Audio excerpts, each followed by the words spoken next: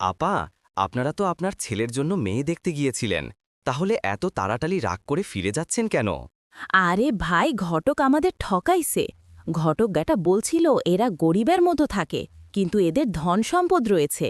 কিন্তু আমরা যখন গেলাম, এরা আমাদেরকে তেলাপিয়া মাছ দিয়া ভাত খাইতে দিছে, তাও আবার মেলামাইনের প্লেটে। ছি ছি, এই রকম ফকিন্নিদের সাথে কি আত্মীয়তা করা যায়? সমাজে আমাদেরও একটা স্ট্যাটাস আছে, মানুষ জানলে বলবে কি? কথাই যুক্তি আছে।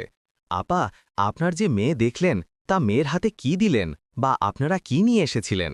কি নিয়ে আসবো আবার? আমার ছেলে উচ্চ শিক্ষিত, আমরা হাই ফ্যামিলির লোক। আমরা এসেছি, এটুকুই তো ওদের সৌভাগ্য। মেয়ের হাতে কেন দিতে যাব আমরা? আমরা নিজেরা যখন পাইনি, আগে তো দেখতে হবে আমরা কি পাবো। সুপ্রিয় দর্শক, মেয়ের জন্য বড় ঘরের পাত্র না দেখে মেয়েকে বড় করুন, উচ্চ শিক্ষা দিন, সে যেন আপনার বোঝা না হয়ে গৌরব হয়।